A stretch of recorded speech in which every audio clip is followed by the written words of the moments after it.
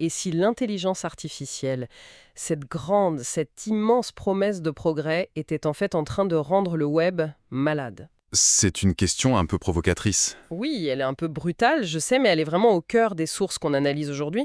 On va se lancer dans une analyse assez critique des menaces que l'IA fait peser sur la qualité de l'info en ligne. Et sur ses coûts cachés surtout. Exactement. On parle même dans nos sources d'une sorte de toxicomanie aux données. Et là, il faut être très clair, on n'est pas dans un scénario de science-fiction pour dans 10 ans, hein. Ah non. C'est un danger qui est déjà là, sous nos yeux.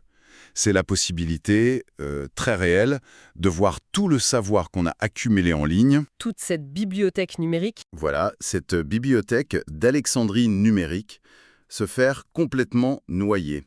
Noyer sous un déluge de contenu généré à la chaîne. Et un contenu qui, bien souvent, n'a aucune valeur. Quand il n'est pas tout simplement faux. Précisément. D'accord. Alors, attaquons ce premier point. Cette crise de la qualité. J'entends partout ce terme un peu inquiétant de data poisoning, l'empoisonnement des données. Derrière le mot choc, ça veut dire quoi concrètement? En fait, tout part de l'explosion des IA génératives qu'on observe depuis un an. Oui. Pour fonctionner, ces modèles sont des ogres. Ils ont un appétit insatiable pour les données. Ils doivent lire, ingérer, digérer des quantités astronomiques de textes, d'images, pour apprendre. À générer du contenu eux-mêmes. Voilà, pour apprendre à générer du contenu à leur tour. C'est un peu comme si on avait une immense éponge numérique qui absorberait la totalité d'Internet, mais sans aucun fieltre. C'est une excellente image. Elle aspire les articles scientifiques, la littérature, mais aussi les théories du complot, les erreurs, les commentaires haineux, le meilleur comme le pire, quoi. C'est exactement ça. Et le poison, il s'infiltre à ce moment-là. Des recherches très sérieuses menées par des universités comme Cambridge ou Stanford ont mis en lumière un cercle vicieux. Lequel? Une fois que les IA ont été entraînées sur nos données, elles se mettent à produire elles-mêmes un volume gigantesque de contenu. Ce contenu synthétique, il inonde le web. Et il est ensuite aspiré par la génération suivante d'IA, pour leur propre entraînement. Attendez, ça veut dire que les IA apprennent à partir de leur propre création? Oui, Elles s'entraînent sur des copies de copies qui sont souvent des versions dégradées, plus pauvres de l'info originale. C'est une sorte de consanguinité numérique en fait. c'est une analogie parfaite. Certains chercheurs parlent de modèle collapse, l'effondrement du modèle. La médiocrité se nourrit d'elle-même. C'est ça. Chaque nouveau cycle d'entraînement risque de contaminer un peu plus les bases de données futures en amplifiant les biais, les erreurs, la superficialité. C'est une sorte d'entropie de l'information. Le contenu humain original, riche, vérifié, se retrouve dilué, perdu au milieu d'un océan de contenu synthétique de plus en plus fade. Et j'imagine que ce terrain pollué, c'est l'endroit parfait pour faire pousser des choses bien plus dangereuses. Ah oui? On passe de la simple médiocrité à la désinformation organisée. J'ai vu que le Forum économique mondial classe la désinformation générée par l'IA comme l'un des plus grands risques mondiaux, à court terme. C'est dire si l'alerte est sérieuse. Oui. Ce qui change tout et ce qui est terrifiant, c'est l'échelle. L'échelle. Bah oui, avant, pour monter une campagne de désinformation, ça demandait du temps, des gens, de l'argent, c'était artisanal. Aujourd'hui, l'IA industrialise le mensonge. C'est ça. On peut générer des milliers de faux articles de blog, des millions de commentaires sur les réseaux, créer des faux profils de citoyens inquiets qui ont l'air parfaitement réels, le tout de manière automatisée, personnalisée et souvent très convaincante. On ne parle plus d'un article faux, mais de la création d'un écosystème entier de fausses informations. Pour donner l'illusion d'un consensus. Exactement. Et les implications sont massives. On pense bien sûr aux élections, où ça devient presque impossible de distinguer une vraie discussion d'une opération d'influence. Mais ça touche aussi les débats de santé publique, où des mensonges à grande échelle peuvent avoir des conséquences dramatiques. Et plus profondément, ça détruit la confiance. Ça érode la confiance. Dans les médias, dans la science, dans les institutions. La qualité de l'information, ce n'est plus juste un confort intellectuel. Ça devient une question de survie pour nos démocraties. Le tableau il est plutôt sombre. Mais cette échelle industrielle dont vous parlez, elle ne concerne pas que l'info. Elle a une empreinte physique, un coût bien réel pour la planète. Cette course à la puissance, c'est aussi un gigantisme énergétique. Oui, c'est le revers de la médaille de cette boulimie de données. Pour faire tourner ces modèles colossaux, il faut des data centers gigantesques, des serveurs qui tournent 24 heures sur 24, et ça consomme une quantité d'énergie phénoménale. J'ai un chiffre qui circule. Celui de 1,5% de la consommation électrique mondiale. Oui, voilà. Potentiellement, bientôt, c'est l'équivalent de la consommation de plusieurs pays, c'est ça, hein? C'est ça. Il y a une statistique que j'ai lue qui m'a complètement sidérée pour visualiser le truc. L'entraînement d'un seul grand modèle de langage, un seul, comme GPT-3, Oui, aurait émis autant de carbone que 5 voitures. Mais pas pendant un an, pendant toute leur durée de vie. c'est colossal. Quand on pense qu'on utilise cette énergie pour générer un email ou un post sur les réseaux sociaux, ça change complètement la perspective. Absolument. Et ça met en lumière une culture du toujours plus gros, toujours plus puissant, qui a longtemps ignoré son coût écologique. Mais heureusement, on voit émerger une contre-tendance, une sorte de révolution silencieuse. Ah, C'est ce qu'on appelle la sobriété des modèles, ou la Green AI. C'est un mouvement porté par des labos de recherche, comme celui de Stanford, mais aussi par plein de petites startups très pointues, dans un domaine qu'on appelle le Tiny ML. Tiny Machine Learning. Exactement. D'accord, Green AI, ça sonne bien. Mais est-ce que c'est réaliste? On nous a vendu le gigantisme comme la clé de la performance. Est-ce qu'en cherchant à faire plus petit, plus sobre, on ne risque pas de perdre en intelligence?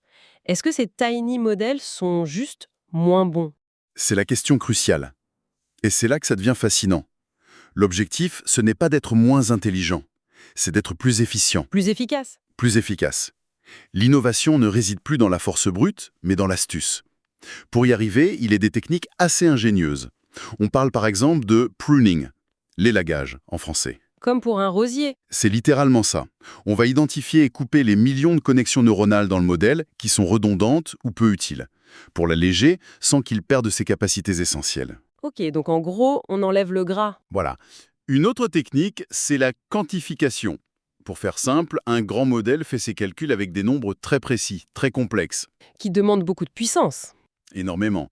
La quantification, c'est comme si on lui apprenait à faire les mêmes calculs avec des nombres plus simples, plus arrondis. C'est un tout petit peu moins précis dans l'absolu, mais dans 99% des cas, le résultat est le même. Et ça demande une fraction de l'énergie. Et l'intérêt de ces modèles allégés, c'est qu'ils peuvent tourner ailleurs que dans ces data centers géants. Exactement.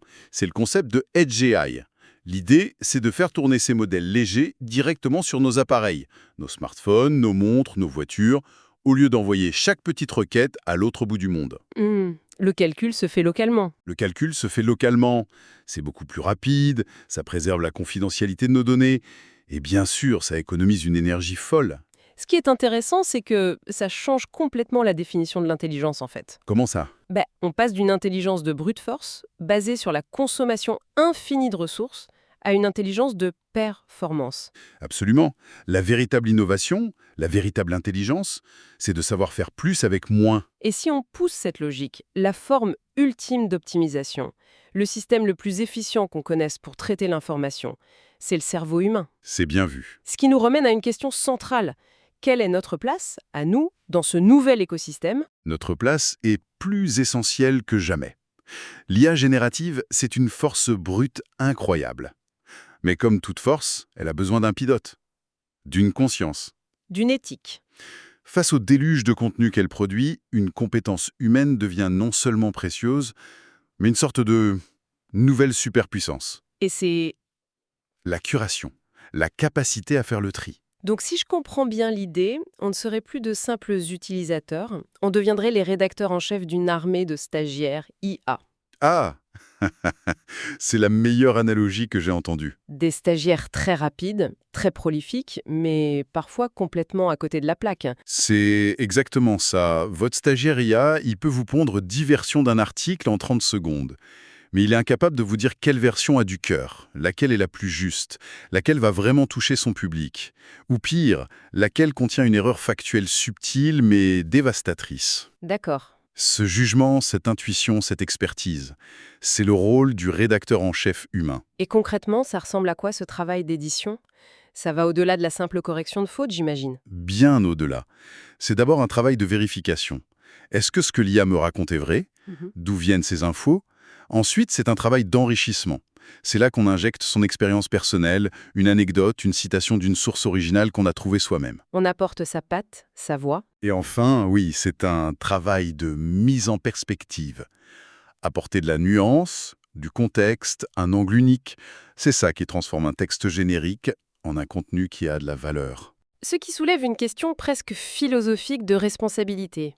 Si la création de contenu devient si facile, si peu coûteuse, Est-ce qu'on n'a pas une nouvelle obligation?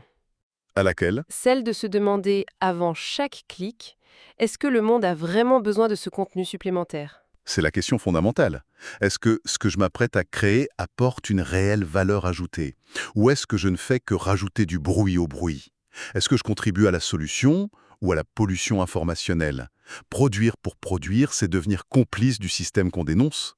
Et cette idée, ça mène à un concept de durabilité mais appliqué au contenu. L'idée de créer des contenus evergreen, intemporels. Oui, et c'est une approche très intelligente. Un contenu evergreen, c'est une analyse de fond, un guide pratique, une pièce de création qui reste pertinente pendant des années. L'avantage, c'est pour le public, bien sûr. D'abord pour le public, qui a accès à une info de qualité sur le long terme, mais il y a aussi un avantage écologique caché. Ah oui? Bah oui, un contenu durable, ça nécessite moins de mise à jour, moins de réécriture constante, et donc au final, moins de cycles de calcul, moins d'énergie consommée pour le maintenir à flot. C'est une sorte de sobriété éditoriale. Qui fait écho à la sobriété des modèles dont on parlait. Tout à fait. En faisant la synthèse, on voit se dessiner une histoire en 3 actes. D'abord, la prise de conscience d'un problème immense. La pollution de notre écosystème informationnel et l'épuisement de nos ressources. C'est ça. Ensuite, l'émergence d'une solution technique.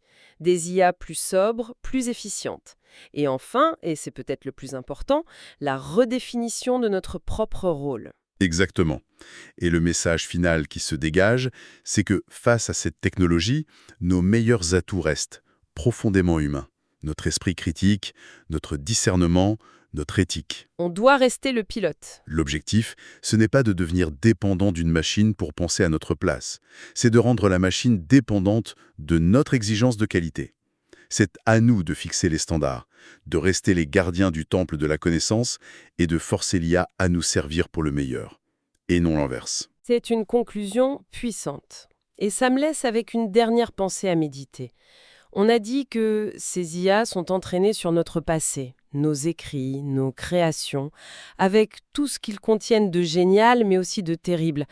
La grande question, c'est comment s'assurer qu'elles ne se contentent pas de rejouer à l'infini nos erreurs, nos biais et notre médiocrité, mais qu'elles nous aident vraiment à construire un futur où l'information sera plus fiable, plus riche et, au fond, plus humaine.